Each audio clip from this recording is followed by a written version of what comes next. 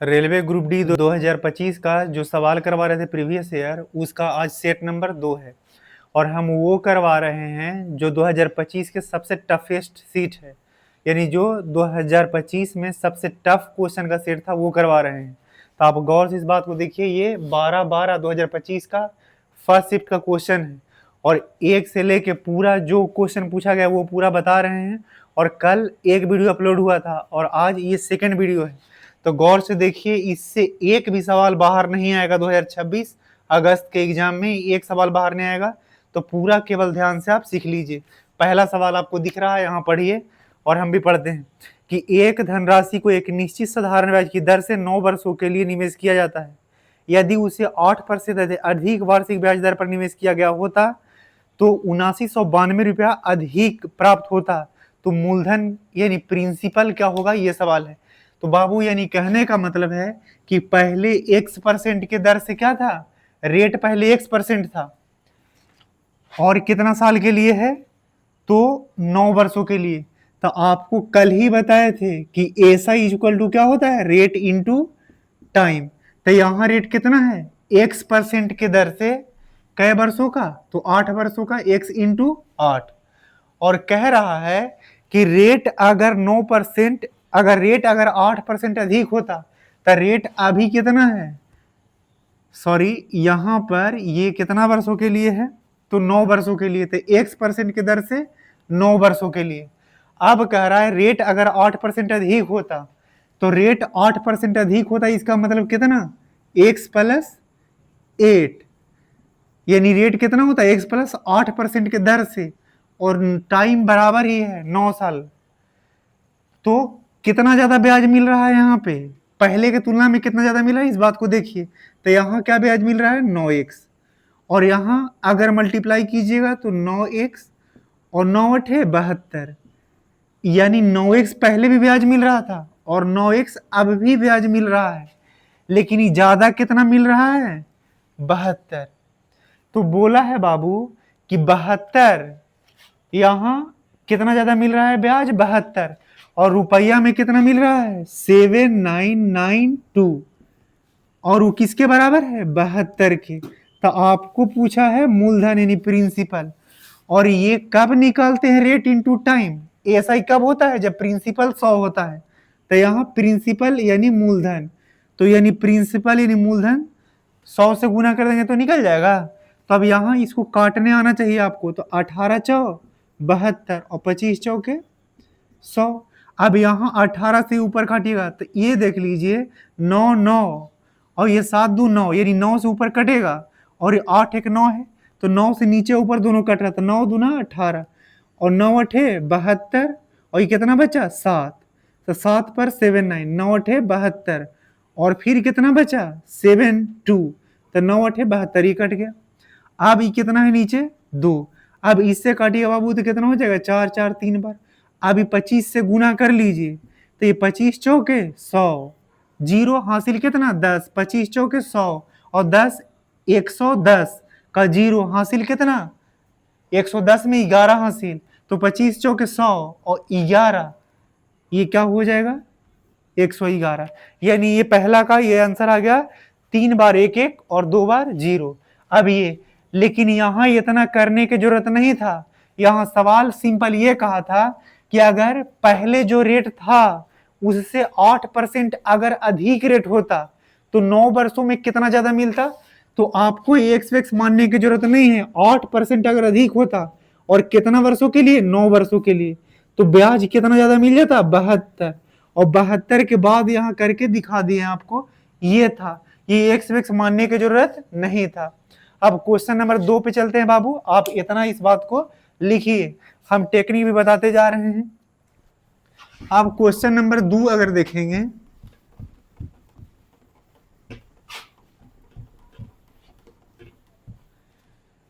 Question number 2 में ये कह रहा है कि 1/20 9/90 का कितना परसेंट है। तो ये जो तरीका हम बता रहे हैं वो करिए आप, कि 1/20 ये क्या है, 9/90 का कितना परसेंट है, 1/20 9/90 का कितना परसेंट है। तो आप ये बात को काट लीजिए, तो ये क्या हो जाएगा, 1/10, 9 10 के 90, यानी 1/10। अब मतलब ये है कि 1/10, सॉरी 1/20, 1/10 का कितना परसेंट है। तो आपको ये बोल रहे हैं कि दोनों में ऐसा नंबर से गुना करिए कि दोनों यानी 20 से भी कट जाए 10 से भी। तो यहां पर क्या हो जाएगा, 20 से मल्टीप्लाई कर देते हैं, यहां भी 20 से, तो ये कट के कितना आ गया 1, और यहां करेंगे तो कितना आ जाएगा 2। अब बाबू 1 2 का कै परसेंट है, तो 1 2 का कै परसेंट होगा, तो ये 2 का 1/2 है, तो इसे 50% होगा। अगर आपको उतना बात नहीं समझ आता है तो ये सवाल ये है कि 1 2 का जो रहता है उसको नीचे लिखते हैं, तो 1 2 का कितना परसेंट होगा, तो यहां 100 से मल्टीप्लाई करेंगे तो निकल जाएगा ये कितना 50।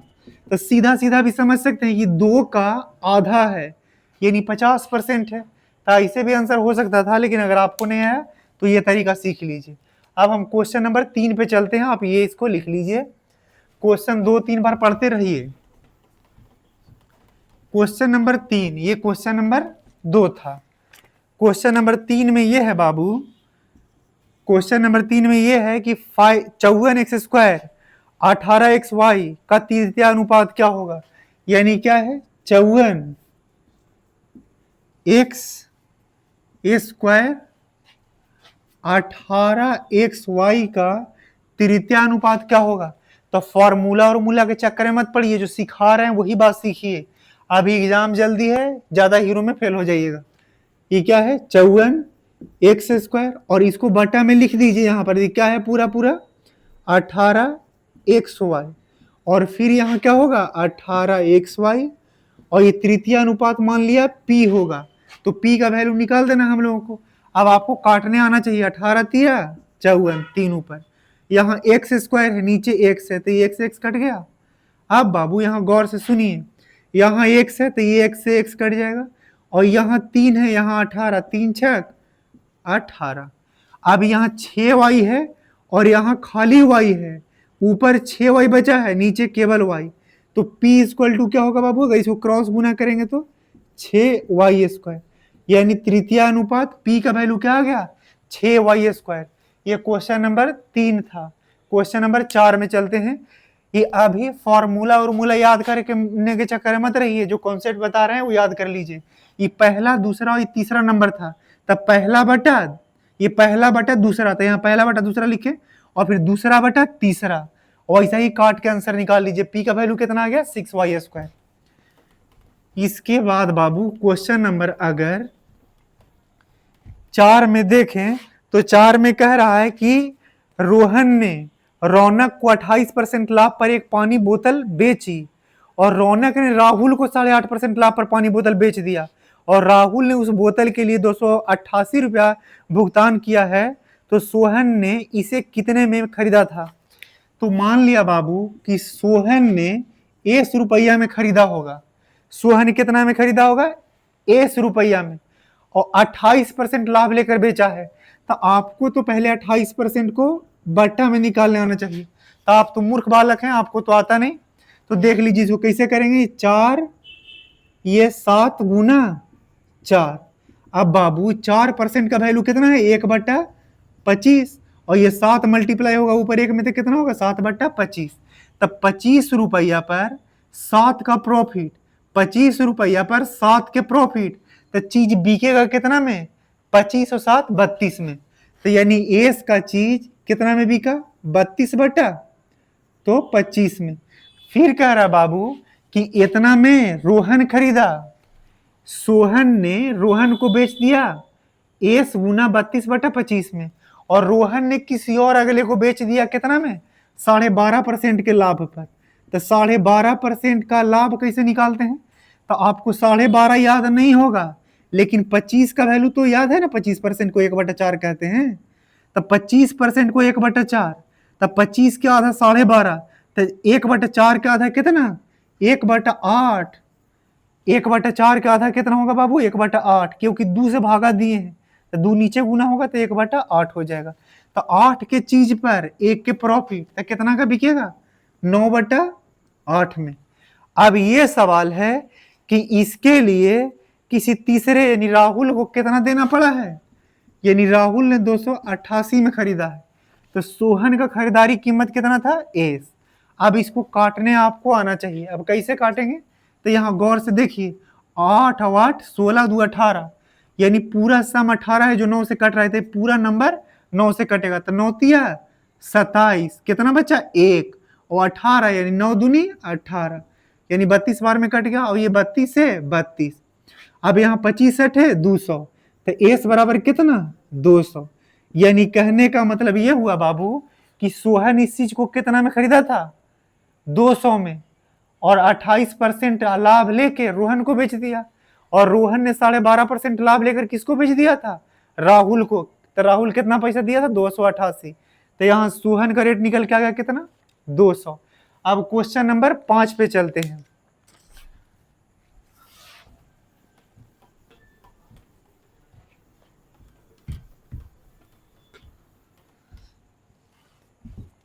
क्वेश्चन नंबर 5 में कह रहा है कि 18, 54 और 72 का महत्तम समवर्तक क्या होगा। तो क्वेश्चन नंबर 5 ऑप्शन से हम आपको सिखा रहे हैं, और ये एकदम पागल बच्चों वाला सवाल है, ये एकदम बहुत बेसिक सवाल है, ये सबको आना ही चाहिए। ऑप्शन क्या दिया हुआ है, तो 6 दिया हुआ है, 18, 27 और फिर क्या है बाबू 12। ए है, बी और ये सी है, और ये क्या है डी, ये अलग अलग है। यहां देख लीजिए, ए में 6 है, बी में 18, सी। तो HCF होता क्या है, HCF मतलब HCF यानी हाईएस्ट कॉमन फैक्टर, यानी सबसे बड़ा से बड़ा नंबर जो ये तीनों को काट दे। तो इसमें से 6 तीनों को काट दे रहा है, लेकिन 6 के अलावा 18 भी है जो तीनों को काट दे रहा है। 27 देखिए, 27 तीनों को काट पाएगा नहीं, इसको भी नहीं काटेगा, इसको भी नहीं, केवल इसको काटेगा, तो ये HCF हो नहीं सकता। 12 इसको काटेगा, ये दोनों को नहीं काटेगा, तो ये भी HCF नहीं हो सकता। और ये दोनों काट रहे हैं, लेकिन बड़ा कौन है 18, तो आंसर क्या होगा 18। बचपन में तरीका सीखे ये वाला HCF निकालने वाला, तो कर लीजिए, नहीं तो आप ऐसे देख लीजिए, सबसे बड़ा नंबर जो तीनों को काट दे वही HCF होता है। तो ऑप्शन वाइज आंसर कितना हो गया 18। अब क्वेश्चन नंबर हम चलते हैं कितना 6 पे, ये क्वेश्चन नंबर 5 था। क्वेश्चन नंबर 6 में ये कह रहा है बाबू कि एक त्रिभुज का क्षेत्रफल ज्ञात कीजिए जिसकी 2 लंबवत भुजाएं 4 और 5 है। एक त्रिभुज की लंबवत भुजाएं कहने का मतलब है कि जिसके बीच का कोण 90 डिग्री, यानी दोनों भुजाएं एक दूसरे पर क्या होना चाहिए लंबवत, यानी 90 डिग्री पर होना चाहिए। अब बाबू इस भुजाएं की लंबाई कितना है 4 और 5, ये दोनों लंबवत भुजाएं कितना है 4 और 5, तो इसका क्षेत्रफल पूछ रहा है। ये क्वेश्चन नंबर क्या है 6। तो जब भी हम आपको समकोण त्रिभुज के क्षेत्रफल निकालना बताए हैं, तो उसमें बोले हैं कि 90 के लगने वाला दोनों भुजा का गुणनफल बटा 2 होता है क्षेत्रफल। तो इसका क्षेत्रफल क्या होगा हाफ इंटू ये क्या है लंब और गुने आधार, तो ये 2 से काटेंगे तो ये 2 और 5 दूना का 10, 10 आंसर हो गया। क्वेश्चन नंबर 6 में आंसर कितना हो गया 10। अब बाबू इसके बाद हम 7 नंबर पर सवाल पे चल रहे हैं, और 7 नंबर सवाल का हमको ऑप्शन लिखना पड़ेगा, क्योंकि ऑप्शन से कैसे करते हैं फटाक से हम दोनों तरीका से आपको बता रहे हैं, लेकिन एग्जाम में आपको ऐसा सवाल को ऑप्शन ही से डील कर लेना है। ए में क्या लिखा हुआ है y² by x to the power क्या है 11, ऑप्शन नंबर ए। और बी में क्या दिया हुआ है y² बाई 4x के पावर 13, और ऑप्शन नंबर सी में ये दिया हुआ बाबू कि 3y² और by 2x to the power 11। Option number D में y² और बाई क्या है 2x की पावर 13। अब गौर से इस बात को देखिए, क्वेश्चन में ये कह रहा था, ये क्वेश्चन नंबर क्या है 7, कि 2x² y to the power -1, और ये होल पूरा का पावर कितना है बाबू ये 3, और यहाँ पर क्या है 4x y के पावर क्या है 4। इसके बाद यहाँ मल्टीप्लाई का साइन है 4x³ और y का पावर 4 और ये माइनस में है और ये होल टू द पावर ये 3 है और बटा क्या है 2x² और y का पावर क्या है होल क्यूब।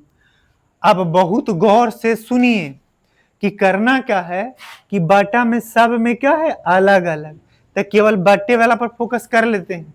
देखिए यहाँ पर 2 है तो यहाँ क्यूब है, तो 2 का क्यूब कितना हो जाएगा ऊपर में 8 और नीचे 4 के पावर 4 है, तो 4 के पावर 256 यानी 56 होता है, तो लिख दिए। और यहाँ देखिए बाबू ये 4 का पावर 3 यानी 64 और 2 के पावर 3 यानी कितना 8। अब इसको केवल आप कैलकुलेशन कर लीजिए, 8 से 8 कैंसिल हो जाएगा और यहाँ इसको आपको पता है ना ये 64 चौके 256, तो ये कितना आ रहा है 1/4। अब ऑप्शन में देख लीजिए 1/4 कहाँ पे है, तो ये है इसी में 1/4 है, तो यही आंसर हो गया। इसी का पूरा कैलकुलेशन कर सकते हैं आप, नहीं तो इसी से हम आंसर निकाल दिए कितना 1/4। ये एक्स वाई के चक्कर में हम पढ़े भी नहीं और सीधा आंसर निकल गया कितना ऑप्शन नंबर बी। अब क्वेश्चन नंबर 8 पे चलते हैं। अगर इस तरह के सवाल अगर आपको बेसिक में भी पढ़ना होता है तो आप कमेंट में बताया कीजिए कि पूरा बता दिया कीजिए। ऐसे हम ऑप्शन से निकाल दिए जैसे एग्जाम में निकालना होता है। अब क्वेश्चन नंबर कितना पर चलेंगे,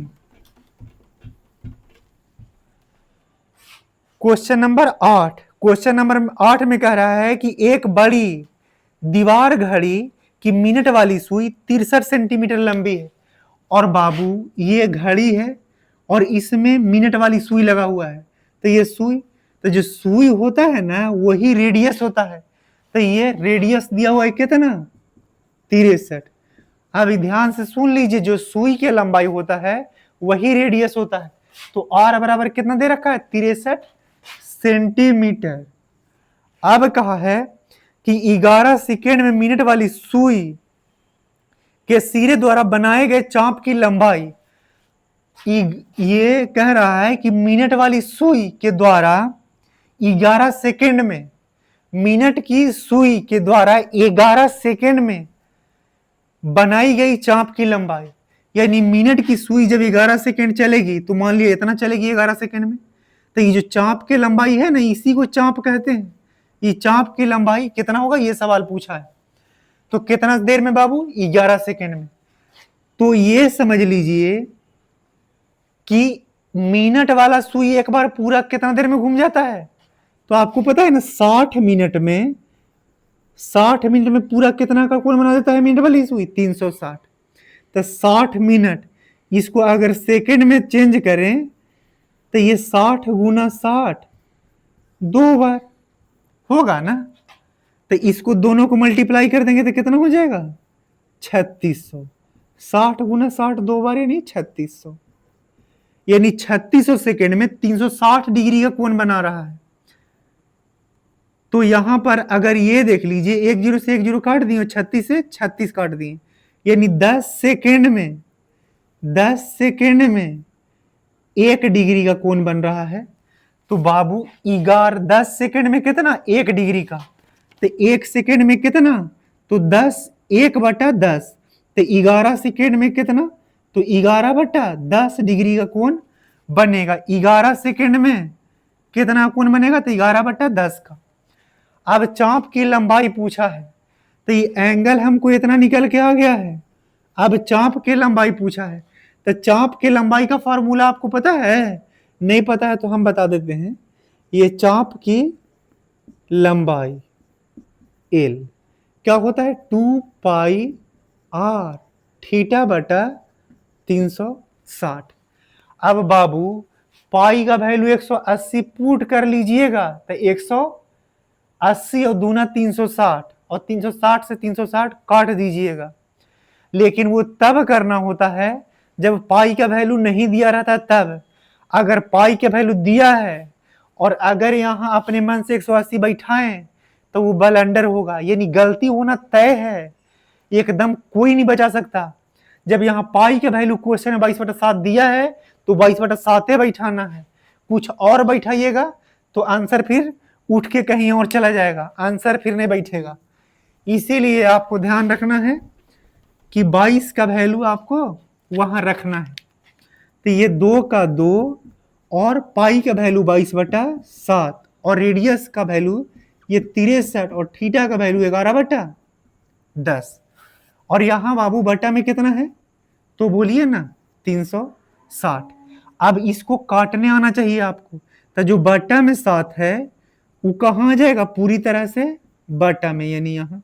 और जो बटा में 10 है वो पूरी तरह से कहाँ आ जाएगा, बटा में 10, यानी यहाँ। अब इसको काटिए, कैसे काटिएगा, 7 63, यहाँ ये 2 बचे 10 और यहाँ कितना है 9 चौके 36 यानी 40। अब 2 से काटिएगा तो 11, 2 से काटिएगा तो कितना 20। अब होशियारी से देखिए, आप काटम कुटम के चक्कर में मत लगिए, ये 20 बचे कितना आ जाएगा नीचे 100, ऊपर कितना है 11 11 121। अब 121 में 100 से भागा देंगे तो कितना 0.2 अंक के पहले यानी 1.21। जहां ऑप्शन में है वो टिक कर लीजिए, ये चाप की लंबाई निकल गया है। ये क्वेश्चन नंबर कितना था चाप की लंबाई वाला 8। अब इसके बाद क्वेश्चन नंबर 9 पे चलते हैं। क्वेश्चन नंबर 9 में ये बाबू बहुत गौर से ये दोबारा देख के समझिएगा, एक बार में हमको पता है आपको नहीं आया होगा, दोबारा समझिएगा। अब हम 9 पर चलते हैं और पूरा वीडियो दिल पर पत्थर रखकर देखने का प्रयास कीजिए। और यही 1 महीना टाइम, 15 दिन टाइम बचा है, जो पढ़ लीजिए। अभी सब बच्चे प्रोटेस्ट में बिजी हैं, एग्जाम अगस्त में होना है और नौकरी हाथ से निकल जाएगा अगर ज्यादा हीरो बनने का प्रयास किए तो। कह रहा है यदि 6250 रुपए के अंकित मूल्य वाली वस्तु को 250 रुपया में बेचा जाता है तो छूट प्रतिशत, यानी बाबू एक वस्तु का कीमत 6250 लिखा हुआ था, कितना लिखा था 6250। अब इसको बेचा जाता है कितना में 250 में केवल, बहुत ज्यादा डिस्काउंट नहीं हुआ। ये कितना 650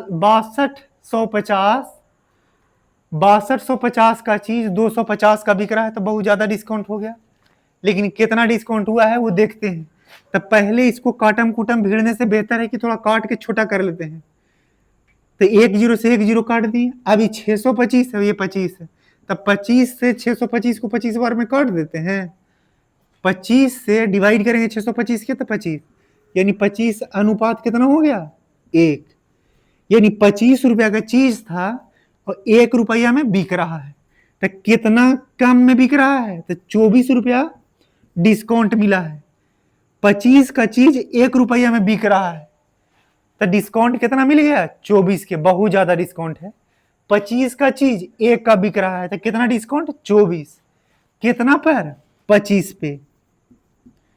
अब आपको डिस्काउंट परसेंट निकालना है तो ये 100 से मल्टीप्लाई कर देंगे तो 25 चौके 100 और 24 चौ 96, 96% डिस्काउंट हो गया। समझ गए ना। तो इस तरह का सवाल इसे करना है। पूरा सवाल लेते 6250 लेके थोड़ा बनाना मुश्किल होता, लेकिन काट के जब रेशियो छोटा कर लिए तो आसान हो गया। अब क्वेश्चन नंबर 10 पे चलते हैं।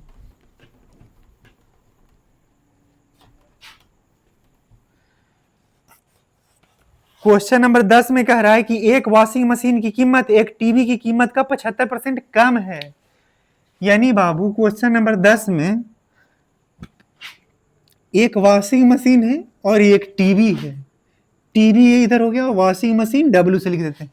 वॉशिंग मशीन जानते हैं क्या होता है, अमीर घर रहता है, कपड़ा धोने वाला मशीन। तो जो टीवी का कीमत है उससे 75% कम है वॉशिंग मशीन का कीमत। यानी अगर टीवी का कीमत कितना होगा 100 तो इससे 75 कम, तो ये कितना का होगा 25। तो इसको काट के एक ही बार हम लिख लेते हैं 25 चौके 100, यानी टीवी 4 का तो वॉशिंग मशीन कितना का 1 का। ये रेशियो निकाल लिए दोनों का। अब ये कह रहा है बाबू कि यहां पे यदि वॉशिंग मशीन की कीमत 72% बढ़ जाता है, वॉशिंग मशीन की कीमत कितना बढ़ जाता है 72%, तो ये टीवी फिर से 100 कर ले रहे हैं। क्यों कर ले रहे हैं अभी आपको बताते हैं कि 72% वृद्धि होता है, यानी 100 रुपया पर कितना कीमत बढ़ जाएगा 72। और ये कह रहा है कि टीवी की कीमत में 20% का कमी, और 20% का कमी मतलब 100 रुपया में 20 रुपया का कमी, लेकिन यहां 400 है, तो 100 रुपया में 20 रुपया का जब कमी होगा तो 400 में कितना 20 चौके 80, 100 पर 20 की कमी, तो 400 पर 20 चौके 80 का कमी, तो यहां रेट कितना कमी हो जाएगा 80, यानी 400 का टीवी पर जब कमी करेंगे 20% तो कितना कम हो जाएगा 80। लेकिन यहां पर सवाल यह कह रहा है कि 4 वॉशिंग मशीन और 3 टीवी। वॉशिंग मशीन कै गो है बाबू 4 गो, और टीवी कै गो है तो 3 टीवी है, तो यहां 8 दिया के 24, 240 रुपया कम हो जाएगा। और 72 चौके, पागला जैसा मत करिए, बता रहे हैं 70 चौके 7 28, 280, और 4 दुनिया 288, यानी बाबू यहां वॉशिंग मशीन की कीमत में कितना वृद्धि हुआ है 288, और टीवी के मूल्य में कितना कमी हुआ 240, यानी फाइनली इधर 240 का कमी हुआ और 288 बढ़ गया, तब टोटल पर कितना का वृद्धि हो गया है 48 का। 40 और 48 जोड़ेंगे तब ना 288 होगा, यानी फाइनली वृद्धि कितना का हुआ 48 का, यानी 400 का टीवी और 100 का वॉशिंग मशीन था। लेकिन यहाँ वॉशिंग टीवी क्या हुए हैं 3 गो, वॉशिंग मशीन क्या हुए हैं 4 गो, तो 400 का एक टीवी और 3 का कीमत, तो ये 1200, और 100 रुपया का एक वॉशिंग मशीन और 4 वॉशिंग मशीन का 400, तो टोटल कीमत 1600। तो ये टोटल कीमत कितना हो गया बाबू 1600, और परसेंटेज निकालना है कि कितना वृद्धि हुआ है 1600 पर कितना वृद्धि था 48 का वृद्धि, तो परसेंट निकालने के लिए 100 से गुना, 00 से 00, और 16 तिया 48, यानी कितना का वृद्धि हुआ है तो 3% का वृद्धि हुआ है। और ये वाला टीवी और वॉशिंग मशीन वाला सवाल ग्रुप डी का 90 शिफ्ट में एग्जाम हुआ है, जिसमें से कम तक 70 शिफ्ट में आया है ये सवाल। तो कितना इंपॉर्टेंट है ये बात आप खुद समझ लीजिए। और ऐसा ही हम लफेबाजी नहीं कर रहे हैं, ये आप प्रॉपर जाके चेक कर लीजिए पूरा प्रीवियस ईयर के पेपर में। अब हम क्वेश्चन नंबर 11 पर चलते हैं, आप दोबारा इसको समझिए अगर कम समझ आया तो, क्योंकि कितना इंपॉर्टेंट है कि 90 में से 70 से 72 शिफ्ट में आया है। तो क्वेश्चन नंबर 11 देखिए, आप इसको बेहतर से समझने का प्रयास कीजिएगा, टीवी और वॉशिंग मशीन वाला। क्वेश्चन नंबर 11 हम पूरा क्वेश्चन लिखेंगे क्योंकि जरूरत है हमको समझाने के लिए। 3 और भागा क्या है यहाँ पे 2, और फिर ब्रैकेट है मल्टीप्लाई में यहाँ 7 और माइनस का 2, ये, और फिर इस तरह ब्रैकेट है 3 डिवाइडेड 2 और ऑफ लिखा है, और ये क्या है 6, और ये ब्रैकेट और माइनस का 2, ये अलग हो दिया है, ये अलग और ये बिल्कुल अलग है, तो तीनों को अलग अलग सॉल्यूशन करना है। पहला ब्रैकेट का पहले कर लेते हैं, तो सबसे पहले ब्रैकेट का सॉल्यूशन करते हैं, लेकिन ब्रैकेटों में ब्रैकेट है, तो सबसे पहले वही ब्रैकेट का जो ब्रैकेट के अंदर ब्रैकेट है, तो 7 में से 2 गया तो कितना बचेगा 5, 7 में से 2 गया तो कितना बचेगा बाबू 5, यानी 3 और भागा क्या 2 और मल्टीप्लाई बाई 5, यानी गुना कितना 5। अब आप यहां पढ़े हैं कि एम नहीं BOD एम ए एस, यानी पहले ब्रैकेट उसके बाद ऑफ उसके बाद डिवाइड उसके बाद मल्टीप्लाई। तो यहां बहुत गधे बच्चे करते हैं कि ये पहले मल्टीप्लाई कर लेंगे 5 दूनी 10, जो कि बहुत गलत है, क्योंकि यहां डिवाइड और मल्टीप्लाई में डिवाइड पहले है मल्टीप्लाई बाद में है, तो पहले डिवाइड करिए। तो 3 को 2 से डिवाइड कीजिएगा तो कितना आएगा? 3 को जब 2 से डिवाइड कीजिएगा तो 1.5 है, यानी 1.5 यानी 3/2, और उसमें फिर 5 से गुना करना है, तो 5 तिया 15/2 यानी 7.5। तो ये ब्रैकेट से क्या निकल के आया है? 7.5 यानी 7.5। अब यहाँ माइनस का साइन था तो माइनस दे दिए। अब इसमें बाबू यहां देखिए, इसको 1 2 3 4 5 6, तो इसमें से पहले वाला नंबर, तो यहाँ ऑफ पहले होगा कि भाग पहले होगा? तो आप देखिए वो एफ ऑफ है 2 नंबर पर और भाग यहाँ 3 नंबर पर, तो 2 पहले या 3 पहले? तो 2, यानी ऑफ वाला पहले करना है। तो यहाँ ऑफ पहले कीजिएगा तो ऑफ का मतलब ही गुना ही होता है, लेकिन ऑफ वाला पहले, तो 6 दूना 12, तो यानी यहाँ 3 और बटा कितना 12, यानी 1/4 आ रहा है। ब्रैकेट के अंदर से कितना निकल का है? 1/4, और 1/4 के मतलब होता है 0.25। 1/4 का मतलब 0.25, और यहाँ माइनस में आखिरी का 2 था। बाबू 7.5 में से 2 घटाइएगा तो कितना बचेगा? 5.5, और 5.5 में से 0.25 घटाइएगा तो 0.5, यानी इसको 50 पढ़ सकते हैं, और 50 में से 25 गया तो कितना बचेगा? 25, यानी 5.25 आंसर हुआ। 5.25 आंसर हुआ। और इसको ध्यान में रखना है कि 1 पर ब्रैकेट, 2 पर ऑफ, 3 पर डिवाइड, 4 पर मल्टीप्लाई, और अगर ब्रैकेट और ऑफ है तो पहले ब्रैकेट फिर बाद में ऑफ, और ऑफ और डिवाइड है तो पहले ऑफ फिर डिवाइड, यानी 1 2 3, 1 पहले उसके बाद 2 उसके बाद 3, ये इसी सीक्वेंस में यूज होता है बोर्ड मास में, 1 2 3 4 5। अब क्वेश्चन नंबर हम 12 पे चलते हैं बाबू।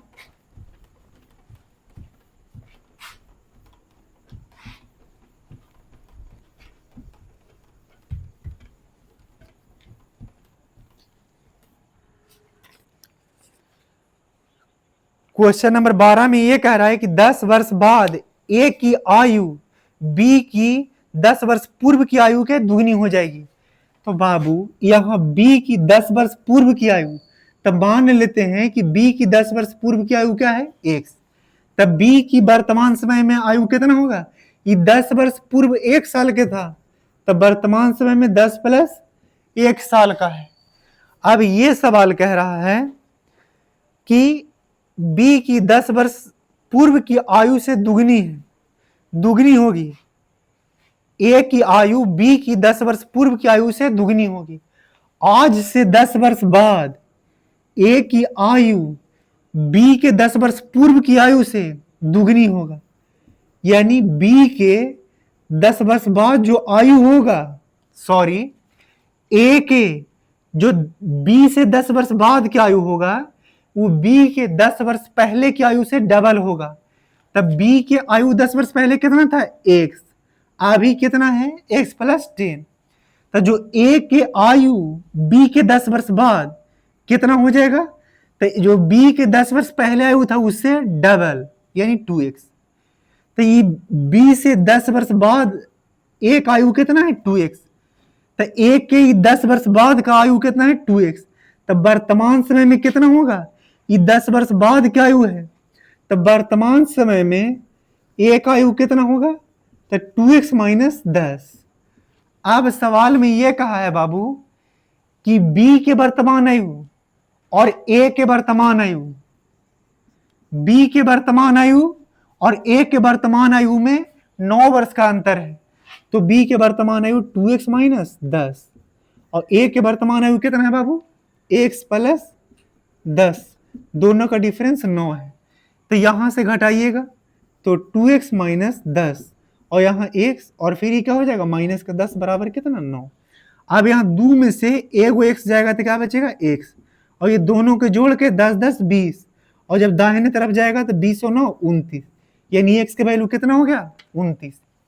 अब सवाल में ये पूछ रहा है कि a का वर्तमान आयु क्या है? तो a के वर्तमान आयु क्या है? 2x minus 10। तो x बराबर जब 29 रखेंगे तो 29 दूनी 58 माइनस 10 48 आंसर हो गया। अब उसके नंबर, ये क्वेश्चन नंबर 11 था। अब हम सॉरी क्वेश्चन नंबर 12 था ये। अब उसके बाद हम क्वेश्चन नंबर 13 पर चलते हैं। क्वेश्चन नंबर 13 बेहद ही आसान है। ये हम नहीं भी बताएंगे तो आपको आता है, ये आपको आता है और आपको केवल ऐसा ही आता है, मुश्किल नहीं आता है। क्वेश्चन नंबर 13 में ये कहा है बाबू कि ए और बी का रेशियो 4 अनुपात कितना है, 6 है, और बी और सी का रेशियो 7 अनुपात 11 है। तो ए बी सी का रेशियो पूछ रहा है। तो इसमें बताए हैं कि बी के पीछे खाली है तो बी ए वाला वैल्यू भराएगा, और यहाँ बी के आगे वाला खाली है तो बी के आगे वाला वैल्यू भराएगा। अब यहाँ गुना कीजिएगा, सच्चो 28 यानी 28, सच्छक 42, 11 छक 66। अभी 2 से सब कट रहा है तो काट लीजिए, 14 दूनी 28, 21 दूनी 42, और यहाँ 33 दूनी 66। अब ये नहीं कट रहा है तो इतना ही आंसर हो गया ए बी सी का रेशियो। ये क्वेश्चन नंबर 13 था। अब क्वेश्चन नंबर 14 में चलते हैं। क्वेश्चन पढ़िए 2 बार आप भी। एक विक्रेता एक स्कूटी के विज्ञापित मूल्य पर 24% छूट देने के बाद भी 52% का लाभ अर्जित करता है। तो मान लिया जाए सीपी कितना है, 100, और 24% छूट देने के बाद भी 52 का प्रॉफिट होता है, यानी वस्तु का एसपी यानी बिक्री मूल्य कितना है, 152। तब ना 100 पर 52% का लाभ होगा तो 152। लेकिन ये 152 तब है जब 24% छूट मिला है। तो छूट किस पे दिया जाता है, अंकित मूल्य पर। अंकित मूल्य मतलब मार्क प्राइस। तो मार्क प्राइस ही क्वेश्चन में निकालना है, तो मार्क प्राइस निकालना जरूरी है। तो 152 कब है, जब 24% की छूट दिया जाता है तब, यानी 24, 100 पर 24 का छूट दीजिएगा तो 76, और हमको 100 निकालना है तो यहाँ पर 76 दूनी 52 और ये 200, यानी बाबू इसका मार्क प्राइस कितना है, एमपी 200 है। अब सवाल में ये कह रहा है कि लाभ हुआ है 6526, तो ये 100 सीपी था और बीका है 152 का, तो लाभ कितना का हुआ है, 52 का। तो ये 52 है लाभ, और ओरिजिनली कितना है 6526। अब पूछा है मार्क प्राइस यानी अंकित मूल्य, तो अंकित मूल्य कितना है 200। तो बाबू यहां पर काटिए, बहुत आसान है। 13 चौका 52, 13 पचे 65, 0 13 दूनी के 26। अभी 4 है तो ये कितना 50 चौके 200, और 50 से मल्टीप्लाई करने आएगा ना, 0 का 0 तो काम खत्म, और 5 दूना 10 का ये 10, और 5 25, यानी 25,100 अंकित मूल्य था। तब 24% की छूट दिए तब 52% का प्रॉफिट हुआ है, और ये फिर क्वेश्चन आंसर कितना हो गया 25,100, यानी मार्क प्राइस हुआ कितना 25,100। अब हम क्वेश्चन नंबर 15 पर चलते हैं। ये लिख लीजिए, 2 बार कम से कम बनाइए इसको।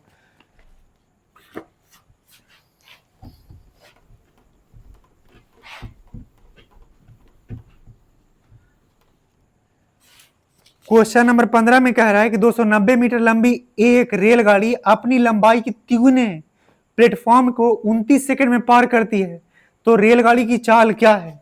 तो बाबू ये 290 मीटर लंबा रेलगाड़ी है और इसे तिगुना लंबाई का प्लेटफॉर्म है, यानी एक रेलगाड़ी है इतना लंबा, ये ए और बी, और इससे तिगुना लंबाई का प्लेटफॉर्म है, ये नहीं इतना। अब इसको पार करेगी रेलगाड़ी, ये रेलगाड़ी, तो ये वाला लंबाई और ये वाला लंबाई दोनों जोड़ के पार करना पड़ेगा। तो इसको कितना चलना पड़ेगा, तो ये तो रेलगाड़ी की लंबाई है, ये क्या है रेलगाड़ी की लंबाई। उसके बाद किसका लंबाई चाहिए, प्लेटफॉर्म का। तब प्लेटफॉर्म का लंबाई कितना है, इससे 3 गुना। तो आपको आता है 29 का पहाड़ा, 29 या 87, यानी 870। तो टोटल लंबाई कितना चलना है, ये 0 का 0, 9 7 16 के 6, हासिल 1 8 2 10 11, 1160। इतना लंबाई चलना है कितना देर में, 29। तो चाल बराबर क्या होता है बाबू, दूरी बटा समय, और समय कितना है 29 सेकेंड, तो 29 चौके 116, यानी 4 मीटर पर सेकेंड। ना पागला बच्चा, 29 चौके 116 होता है, जीरो है तो जीरो बैठाएंगे, यानी 40 मीटर प्रति सेकेंड हो गया। ये मीटर पर सेकेंड में है, और ऑप्शन में मीटर पर सेकेंड में नहीं है, बल्कि किलोमीटर पर आवर में दिया हुआ है। तो मीटर पर सेकेंड को किलोमीटर पर आवर में चेंज करने के लिए क्या तरीका है आपको नहीं पता? 18/5 से मल्टीप्लाई करेंगे तो ये कितना हो जाएगा, 8 × 40, 18 44, यानी 144 किलोमीटर पर आवर। हालांकि हम बिना ये तरीका लगाए आपको सिखा देंगे कि सीधा कैसे करते हैं। अगर 40 = 144 आपको सीधा याद हो जाएगा, ये कैलकुलेशन करने की जरूरत नहीं है, लेकिन बाद में सिखाएंगे। कि अभी सिखा दें? बाद में सिखा देंगे, अभी आप इससे काम चला लीजिए, फिर हम टाइम एंड डिस्टेंस पढ़ाने लगेंगे वो सिखाने के चक्कर में। ये क्वेश्चन नंबर कितना था बाबू? ये 15 नंबर था। इसके बाद हम 16 पर चलते हैं।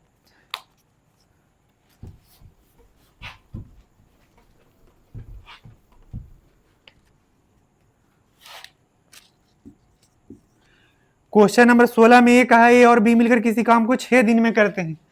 ए और बी मिलकर किसी काम को 6 दिन में करते हैं। बी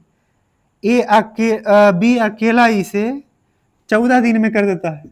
बी अकेला इसे कितना दिन में? 14 दिनों में कर देता है। तो ए अकेला इसे कितना दिनों में कर, तो ये 6 और 14 का एलसीएम कितना हो जाएगा पता आपको? 42। सच 42, 14 दिया 42, यानी ए और बी एक दिन में मिलकर कितना रोटी खाते हैं? 42। टोटल रोटी की संख्या कितना है? 42। और ए और बी 6 दिन में 42 रोटी खाते थे, एक दिन में 7 रोटी। ए और बी 42 रोटी खाने में 14 दिन लेते हैं, एक दिन में कितना रोटी खाते हैं? तो 3 रोटी। तब बाबू जब ए और बी मिलके खाते हैं तो एक दिन में 7 रोटी, जब बी अकेले खाता है एक दिन में 3 रोटी। इसका मतलब क्या हुआ कि ए अकेले एक दिन में कितना रोटी खाता बाबू? 4, क्योंकि ए और बी मिलके 7 और बी अकेले 3, यानी ए अकेले 4। अब ये सवाल कह रहा है कि इससे 2 गुना काम को, यानी रोटी को डबल कर दिया, तो ए को खाने में कितना वक्त लगेगा, ये सवाल पूछा है। तो ए एक दिन में 4 रोटी खाता है तो 4, ये 2 से डिवाइड कीजिएगा 2, और यहाँ 21, यानी आंसर कितना हो गया? 21। अब हम क्वेश्चन नंबर 17 पर चलते हैं।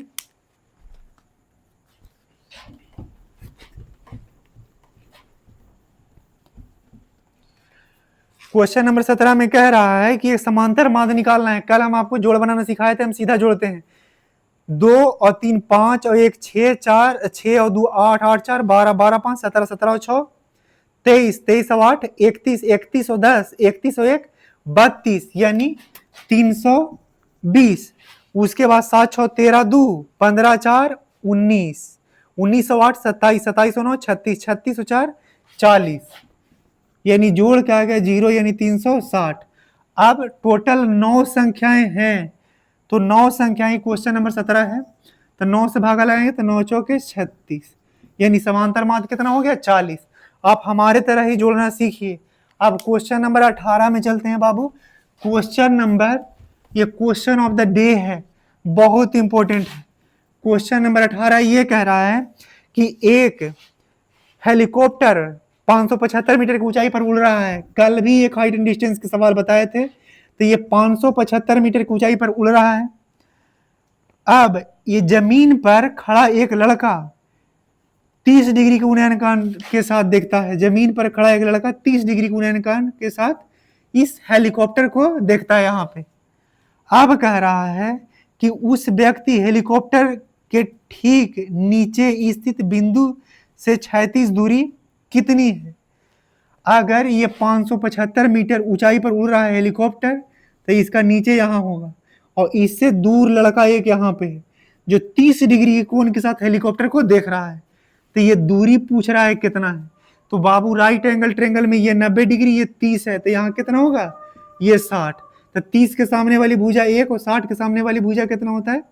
√3। तो 1 के वैल्यू 575, 1 के वैल्यू 575 है, तो √3 का वैल्यू कितना हो जाएगा? यानी ये वाला डिस्टेंस अगर इसको ए बी सी मान लेते, ये BC का वैल्यू पूछा था, तो BC का वैल्यू कितना होगा? 575 रूट 3, अब ये 5 ये, और इसका वैल्यू 1.73 दिया हुआ है। अब इसको गुना करके आप आंसर निकाल लीजिए। हम क्वेश्चन नंबर 19 पे चलते हैं। ये इतना करिए खुद से। क्वेश्चन नंबर कितना 19 पे चलते हैं। हाइट एंड डिस्टेंस का एक और सवाल कल बताए थे, बिल्कुल इसी बेस्ट पे था। तो 19 नंबर में कह रहा है किसी संख्या का 2/3 के 60% का 10% 841 है। क्वेश्चन नंबर 19 में कह रहा है कि मान लिया जाए कोई संख्या x है, उसका 2/3 का 60%, 60% मतलब 3/5 का 10% यानी 1/10 कितना है 841 है। तो x का वैल्यू पूछ रहा है। तो ये देखिए 8 4 12 1 13 ही काटना आएगा आपको। 3 3 से तो ये कटेगा नहीं, 3 से 3 इधर कट जाएगा, 2 से ये 5 दूना 10, ये 25 हुआ। अब 25 से यहाँ गुना कर देना है 8 4 1 और मल्टीप्लाई बाई 25। डिजिटल सम से भी गुना कर सकते हैं और यूनिट डिजिट से भी गुना कर सकते हैं। तो 19 के ऑप्शन में लास्ट में ये 5 से गुना करेंगे एक में, तो 5 ही आएगा यूनिट डिजिट, और एक ही ऑप्शन में लास्ट में 5 है, तो हम वही देख के लिख देते हैं। गुना करने से बच गए। और आपको भी एग्जाम में यही करना है, गुना करने में हमेशा भीड़े नहीं रहना है, लास्ट में यूनिट डिजिट देख के चेक कर लीजिए। अब क्वेश्चन नंबर बाबू 20 पे चलते हैं। 20 में ये कह रहा है कि किसी त्रिभुज की भुजाएं 24, 32 और 40 है। एक त्रिभुज मान लिया जाए कि ABC है, इसकी भुजाएं 24, 32 और 40 है। गौर से सुनिए, यहाँ पे ये राहुल गांधी जी वाला ये धमाका है। तो यहाँ कितना 24, 32 और ये 40। तो ये राइट एंगल ट्रायंगल की भुजाएं हैं। अगर आपको नहीं पता चल रहा है तो ये भागा दीजिए ना। अगर इसको भागा दे दीजिएगा कितना से 8 से, तो 8 दिया के 24, 8 चौके 32, 8 पचे 40। अब ये तो पता है कि राइट एंगल ट्रायंगल। तो जब राइट एंगल ट्रायंगल यानी समकोण त्रिभुज रहता है तो क्षेत्रफल निकालने के लिए हाफ इंटू आधार गुने ऊंचाई। तो आधार और ऊंचाई वही होता है जो दोनों छोटका भुजा रहता है, और ये 32 गुना 24। अब कह रहा है क्वेश्चन में कि 32 सेंटीमीटर लंबाई वाले भुजा की संगत ऊंचाई कितना होगा, यानी इसके ऊंचाई कितना होगा ये वाला पूछ रहा है। तो अगर इसका ABC नाम रख लेते बाबू, तो ऊंचाई ये है। अगर कोई भी भुजा लेके एरिया निकालने हैं तो निकल सकता है, लेकिन वहां पर ऊंचाई पता होना चाहिए। हम 40 भी आधार लेके निकाल सकते हैं, 32 भी निकाल सकते हैं, लेकिन आधार के साथ साथ ऊंचाई पता होना चाहिए। तो इस बार हमको क्षेत्रफल यहाँ आ गया है, तो अगर आधार गुने ऊंचाई कर देंगे तो ये क्या होगा, एरिया निकल जाएगा। लेकिन यहाँ पर ऊंचाई क्या है बाबू, ये माने हैं ये अगर AD, तो आधार क्या है 32, ऊंचाई AD है। तो यहाँ पर लिखते हैं कि क्षेत्रफल बराबर आधार गुने ऊंचाई, यानी हाफ इंटू आधार कितना है 32 और ऊंचाई क्या था AD। अब यहाँ देखिए 32 से 32 कैंसिल, 1/2 से 1/2 कैंसिल, यानी AD का वैल्यू कितना आ गया 24। तो आंसर क्या हो गया 24। ये बहुत खतरनाक सवाल है, इसको 2 से 4% ही बच्चा एग्जाम में कर पाता है। तो ये आप सीख लीजिए गौर से। ये ऐसा सवाल हम कल भी बताए थे और डेली बताते रहेंगे, बस केवल आप धैर्य धैर्य के सुनते रहिए। अब यहाँ उसके बाद 21 नंबर सवाल है कि x + 7 का होल स्क्वायर। तो ये आपको नहीं आता है, a² + b² साथ 49 प्लस 2ab, तो 7x, यहाँ a और b, तो ये 7x और 2 मल्टीप्लाई करना है, तो 7 दूनी का 14x। ये आंसर हो गया। ये क्वेश्चन नंबर 21 था। अब इसके बाद 22 में चलते हैं। 22 क्वेश्चन नंबर यही बता देते हैं। 22 में कह रहा है, मिटा देते हैं फिर क्वेश्चन देखने में परेशानी होगा। 22 में ये कह रहा है बाबू कि दो संख्याओं के बीच का अंतर 92 है, यानी दोनों संख्याओं का अनुपात 7:3 है। दो संख्याओं का अनुपात 7:3 है, दोनों के बीच का अंतर कितना है 92। 4 का वैल्यू कितना होगा 92, दोनों के अंतर 4 और 4 का वैल्यू 92, 23 चौके 92, 1 के वैल्यू कितना है 23।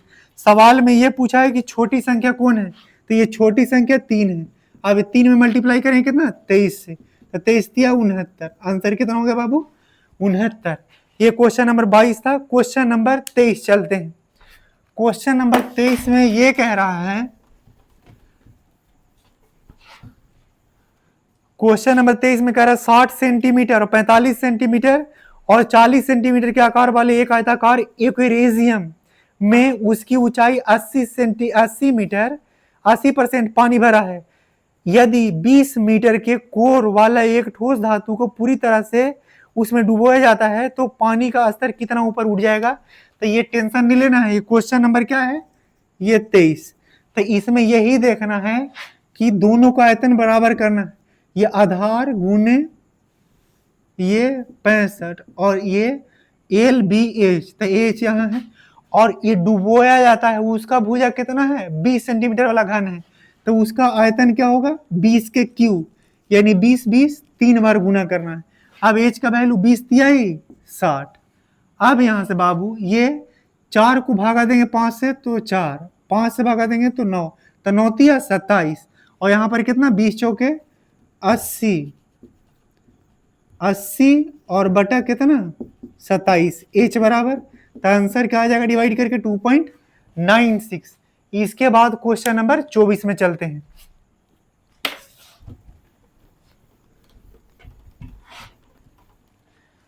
क्वेश्चन नंबर 24 में यह कह रहा है कि एक पाइप एक टंकी के 2/5 भाग को 42 घंटे में भर सकता है। 24 में कह रहा है कि पाइप P किसी टैंक के 2/5 भाग को कितना देर में 42 घंटे में भर सकता है। तो यहाँ 14 नहीं 21 दूनी 42 21 25 75 से, यानी 105 घंटे में पूरे टंकी को भर देगा। और कह रहा है Q उसी टैंक को 2/5 भाग को 30 घंटे में भर सकता है। Q उसी टैंक के 2/5 भाग को 30 घंटे में भर सकता है। 2 यहाँ 15 15 25 75, ये 75 घंटे में भर सकता है। दोनों के एलसीएम लेने आ जाएगा आपको, नहीं आएगा, नहीं आएगा तो सीखिए और आ जाएगा तो ठीक है। तो दोनों का एलसीएम कितना हो जाएगा, तो ऐसा सिखाए हैं कि ऊपर जो बड़ा वाला नंबर होता है उसका टेबल पढ़िए, नहीं पहाड़ा पढ़िए। तो इसको सीधा सीधा आगे पहाड़ा पढ़ते जाइए और कब कटता है, तो ये 525 पे सॉरी ये 525 दोनों का एलसीएम हो जाएगा और इससे भागा लगाइएगा तो कितना बार में कट जाएगा 5 बार में। और बाबू जब इसको भागा लगाइएगा 75 से, तो यहाँ देखिए 525 बटा 75, तो 25 दिया 75 और 25 दूना 50, 25 से कम 25 और 25 3 से 21, यानी ये 7 बार में कट गया। अब यहाँ पर देख लीजिए सवाल क्या कह रहा है कि P और Q दोनों पाइपों को 5 घंटे के लिए साथ खोल देने के बाद बंद कर दिया जाता है। P और Q दोनों को, यानी 7 और 5 12, P और प्लस Q दोनों को कितना देर के लिए खोल दिया जाता है, तो 5 घंटे के बाद बंद कर दिया जाता है। और उसके बाद R को खोला जाता है, R को खोला जाता है जो टैंक के पानी को 12 घंटे में खाली कर देता है, और R को खोला जाता है तो 12 घंटा में खाली कर देता है। यानी P और Q जो 5 घंटा में काम मिलके किए हैं वो 12 घंटा में अकेले R कर दिया है। तो यहां से देखिए P और Q का वैल्यू यहां पर कितना दिया हुआ है 7 और 5 12, तो यहां पर 12 और ये 5 है, और यहां पर बाबू ये 12 ऑलरेडी है, तो R का वैल्यू कितना होना चाहिए दोनों तरफ बराबर होने के लिए, तो R के वैल्यू कितना होगा 5 होगा तब ना दोनों तरफ बराबर होगा बाबू। दोनों तरफ R का वैल्यू जब 5 रखिएगा तब बराबर होगा। यानी यहाँ R की क्षमता निकलेगा कितना 5, और R कैसा पाइप है, तो आउटलेट पाइप है, यानी क्या करने वाला है निकालने वाला पाइप है, पानी निकालने वाला। R क्या है आउटलेट पाइप है, यानी पानी निकालने वाला। अब सवाल ये कह रहा है कि पाइप PQR खाली टैंक को भरने में कितना समय लेंगे, तो ये टैंक का क्षमता कितना है 525, और जब तीनों मिल जाएंगे तो ये 7 भरेगा, ये 5 यानी 12 भरेगा और ये 5 खाली कर देगा, तो 12 में भरे थे और 5 फिर खाली कर देगा, तो 7 ही लीटर भराएगा 1 घंटा में। जब तीनों मिलके P plus Q plus R plus नहीं माइनस क्योंकि निकालने वाला है, और इसको डिवाइड कीजिएगा तो कितना हो जाएगा 7 7 49, 3 7 25 35, यानी 75 आंसर हो गया। ये क्वेश्चन नंबर 24 था। क्वेश्चन नंबर 25 बहुत जानदार है और एवरेज का सवाल है। पांव तले आपका जमीन खिसक जाएगा इस सवाल को देखकर। कितना को? 25 नंबर को। तो 25 नंबर बहुत गौर से देखिए बाबू। 25 नंबर में ये कह रहा है कि एक कक्षा में 93 बच्चे हैं, भौतिकी की परीक्षा दी, यानी 93 के 93 बच्चा फिजिक्स से भौतिकी की परीक्षा दिए हैं। 10 विद्यार्थियों का औसत स्कोर 90 है। 93 टोटल थे, उसमें से 10 स्टूडेंट का एवरेज स्कोर कितना है? 90। तो 93 में से 10 इधर है तो 83 इधर हो गए। अब इनका एवरेज स्कोर, शेष का एवरेज औसत 75 है। तो कह रहा है कि पूरा का एवरेज क्या होगा। तो आप कभी ना कभी इधर जरूर पढ़ेंगे, दोनों का एवरेज कुछ एवरेज मान लेते हैं और ये दोनों के बीच का एवरेज मानने में आसान होता है। तो 90 और 75 के बीच का एवरेज कितना मान लेते हैं? 85। तो ये 85 से कितना ज्यादा है बाबू? 5। और ये कै नंबर पे? 10 पे। तो ये 10 बचे 50 ज्यादा हो गया। और ये 85 से कितना कम है? 10। तो ये 10 कम है और कितना पे? 83 पे। तो 830 माइनस में और प्लस का 50। तो प्लस का 50 कीजिए, माइनस का 50 कीजिएगा तो कितना हो जाएगा? अच्छा, ये 830 माइनस में है। 830 किस में है? माइनस में। ये प्लस में, ये नहीं जोड़ेंगे दोनों को तो माइनस से कितना आ जाएगा? 780। और ये 780 माइनस का, तो यहां माइनस 780 बटा 83 10 93 करके और ये आंसर निकाल लीजिए। इतना कैलकुलेशन आप कर सकते हैं। इसी के साथ वाणी को देते हैं विराम। फिर कल मिलेंगे और बनाइए, कंटिन्यू रहिए। इतना ही से सिलेक्शन होगा, हीरोगिरी करने से नहीं। एक भी सवाल इससे बाहर नहीं आ जाएगा। फिर कल मिलते हैं, ठीक है।